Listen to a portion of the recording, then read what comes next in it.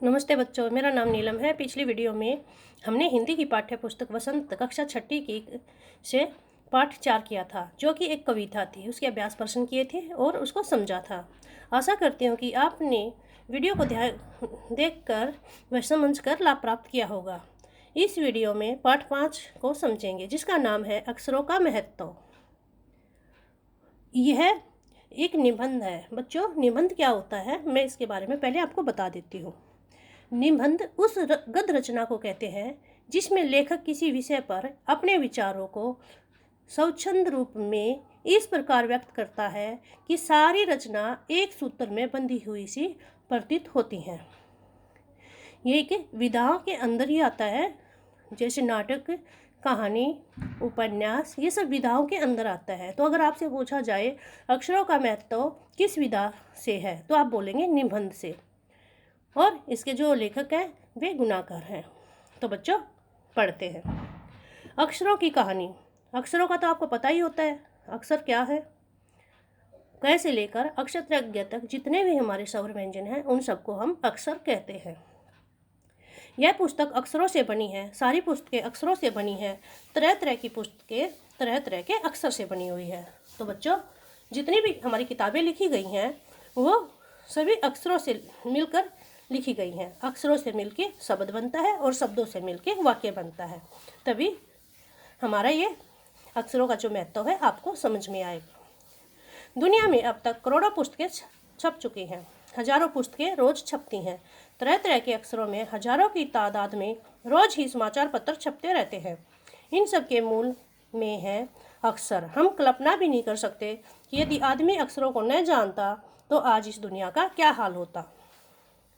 तो बेटा, लेखक बता रहा है कि जो हमारी पुस्तकें छपती हैं और जो हजारों की संख्या में छपी हुई हैं वो अक्षरों के सीखने के कारण ही छपी हैं। अगर हमें अक्षरों का ज्ञान नहीं होता तो पुस्तकें ना छपती और ना ही हमें अपने प्राचीन समय के बारे में पता चलता और ना ही हमें इस दुनिया के बारे में पता चलता कि कब क्या घटित हुआ है। कोई कह सकता है कि हम अक्षरों को अनादिकाल से जानते हैं।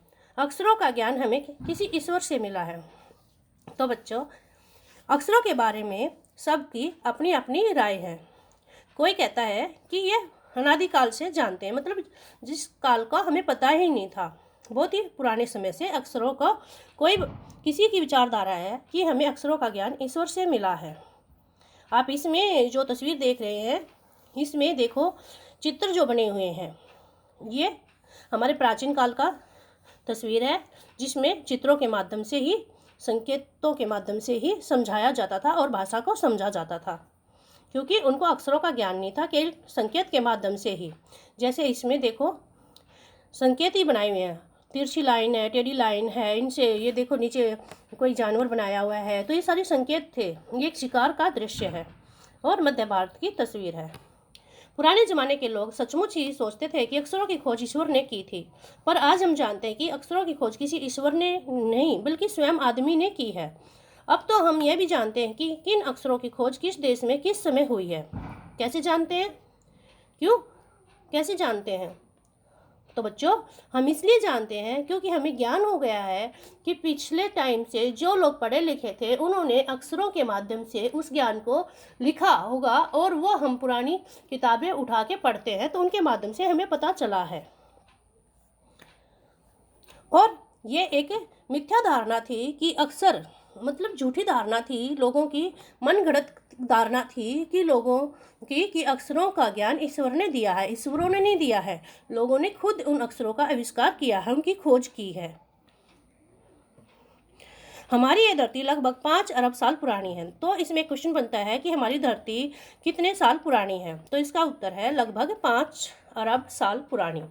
2-3 अरब साल तक इस धरती पर किसी प्रकार के जीव जंतु नहीं थे। फिर करोड़ों साल तक केवल जानवरों और वनस्पतियों का ही इस धरती पर राज्य रहा। आदमी ने इस धरती पर कोई 5 लाख साल पहले जन्म लिया।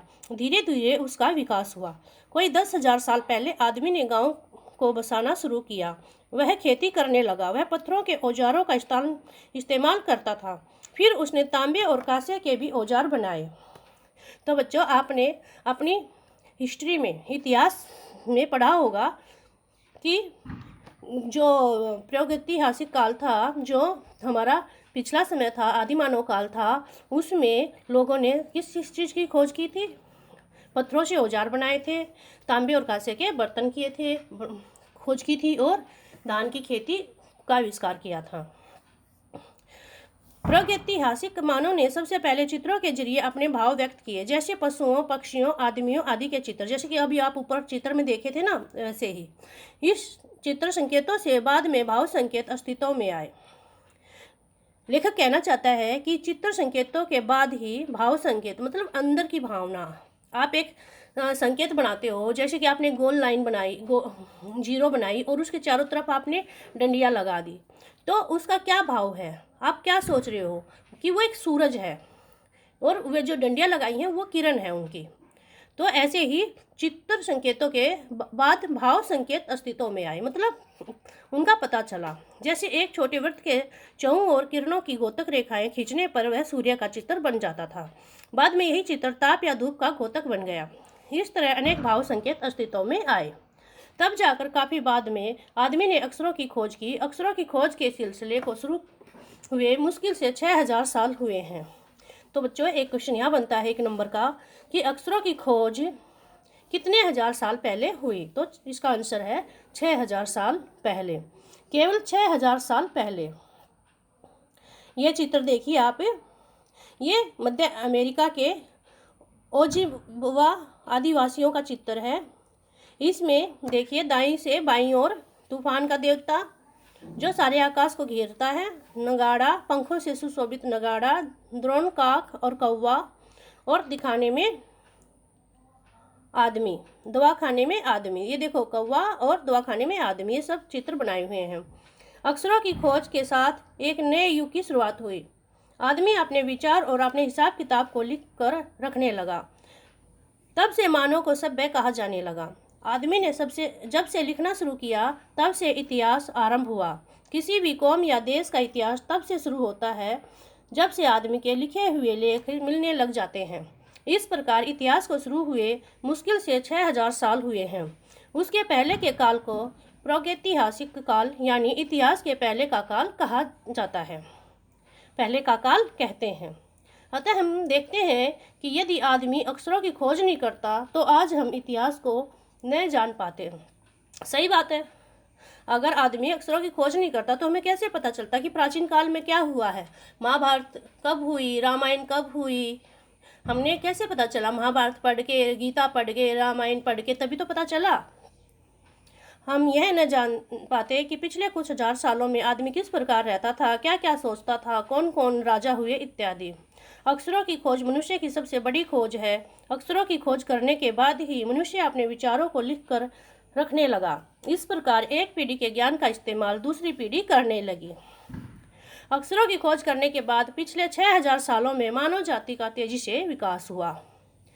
मतलब जब अक्षरों की खोज हो गई और उन्होंने ज्ञान को प्राप्त कर लिया तो मानव ने और ज़्यादा ज्ञान विकसित कर दिया। जैसे कि अभी कंप्यूटर आया था सबसे पहले, तो कंप्यूटर आया था तो उसमें खाली मैथ का और आंकड़ों को, डाटा को लिखने का ही काम था, लेकिन उन्होंने ये नहीं पता था कि इंटरनेट भी होता है, कुछ व्हाट्सएप भी होता है। तो ये उन विकास ही तो किया है लोगों ने, रिसर्च ही तो की है, खोज ही तो की है। तो इस तरह से मानव जाति का विकास तेजी से होने लगा। वाईफाई कनेक्शन आ गए। यह महत्व है अक्षरों का और उनसे बनी हुई लिपियों का। अच्छा बच्चों, हमारी हिंदी की लिपि का नाम क्या है? देवनागरी लिपि। इस तरह से सभी भाषाओं की अलग अलग लिपियाँ होती हैं। अतः हम सबको अक्षरों की कहानी मालूम होनी चाहिए। आज जिन अक्षरों को हम पढ़ते हैं या लिखते हैं वे कब बनाए गए, कहाँ बने और किसने बनाए, यह जानना जरूरी भी है। तो बच्चे, ये हमारा जो निबंध था गुणाकर मूल्य ने लिखा था। उम्मीद करती हूँ कि आप सबको समझ में आया होगा। इसी के साथ वीडियो को समाप्त करते हैं। धन्यवाद। अगली वीडियो में फिर से मिलते हैं।